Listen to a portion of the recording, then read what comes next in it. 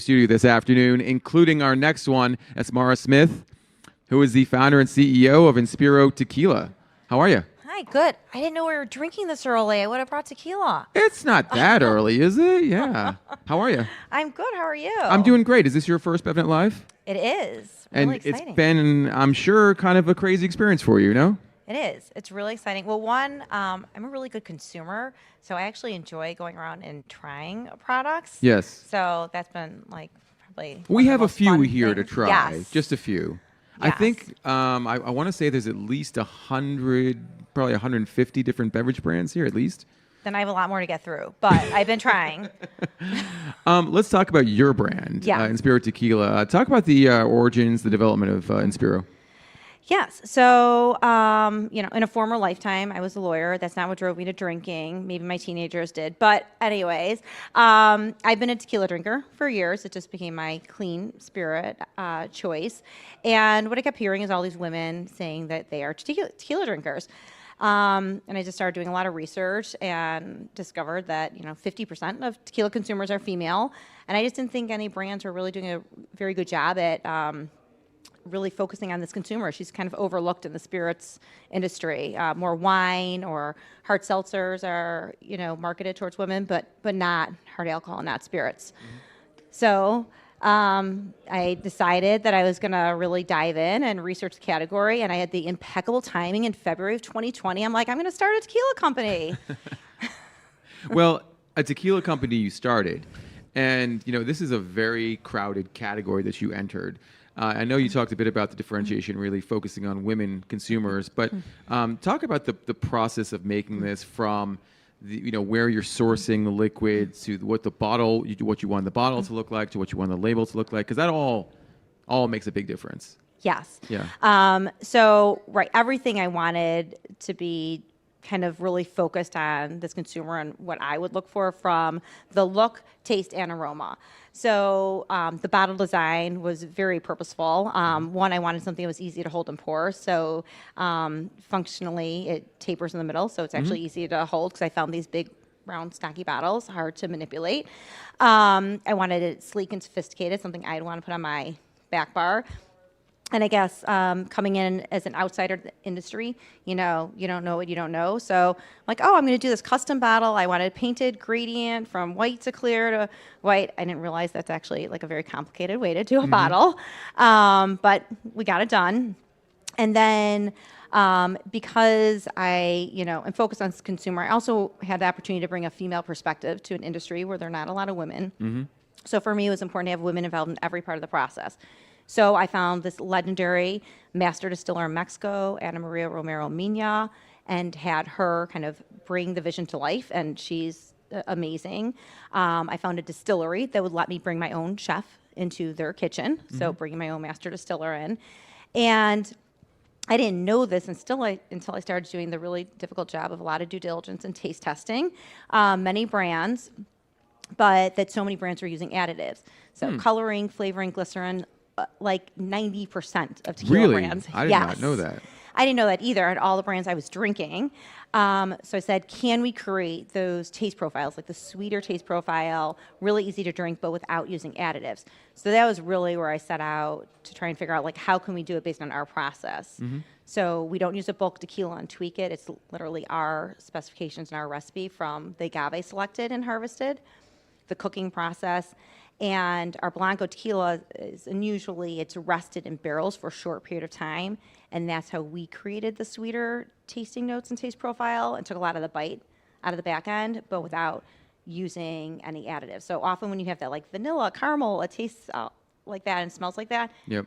That's because they're adding vanilla and caramel, and you're allowed to in Mexico up to 1% without putting on the label.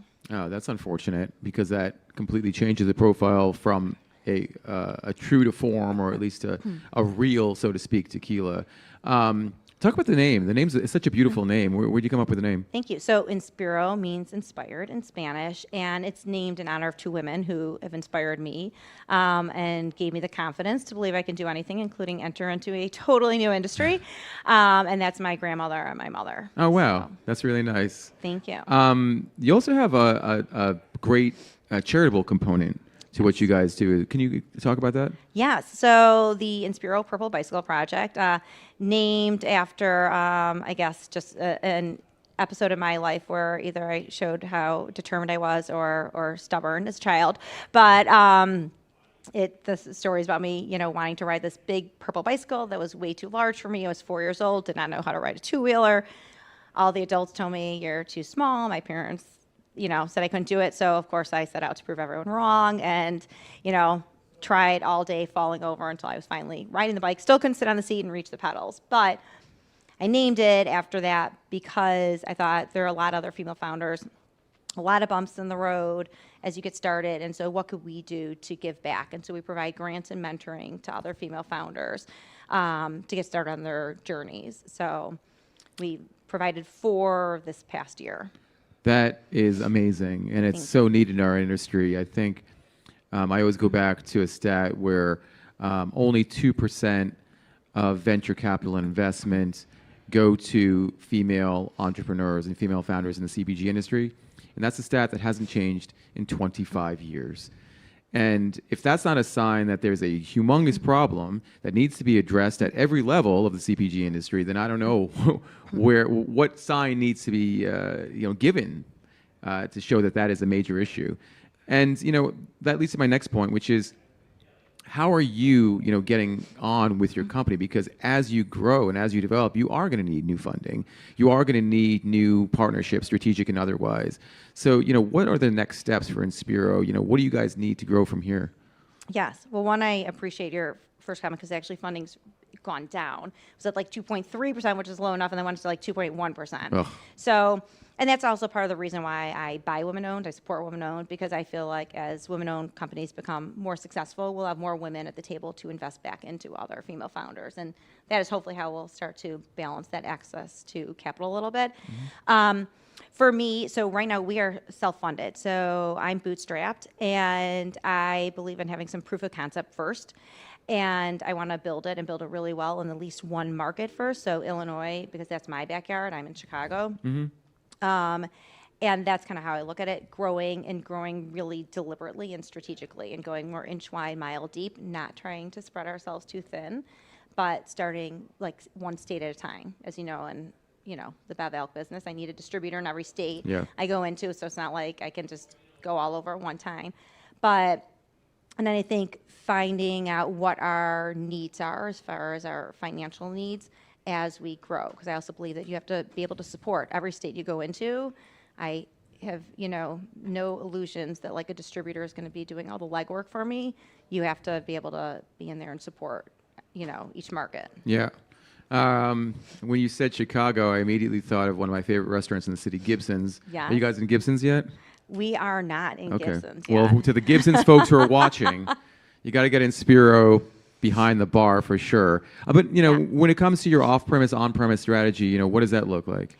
So I think we're actually a little bit different as far as most spirits brands are going to try to build the brand initially and on-premise. One, I started this during COVID, so that was kind of non-existent. Right. But I also think our strategy was a little bit different. It's very hard for a small brand, especially an ultra premium, to compete in the on-premise, menu placements, things like that. We're way more focused on like digital marketing as far as building brand awareness, and then focused on retail chain and off-premise as far as the brand goes. So that's been much more of our kind of route to market. What's your dream retailer? Target. I had a feeling you were going to say Target. Literally, it takes me a second. Anytime. It's on my vision board. Target. Yeah. Well, a lot of people listen to Taste Radio, and including, I know, some Target buyers. So hopefully we will, as does our CMO, Mike. He listens to Taste Radio. I think it would be a great fit. Yes, and they're expanding their spirits category. I feel like I can shop for everything and get everything at, Target. I think our consumer is there. I think she's going down the aisles and purchasing there. So, yes. Let's make that happen.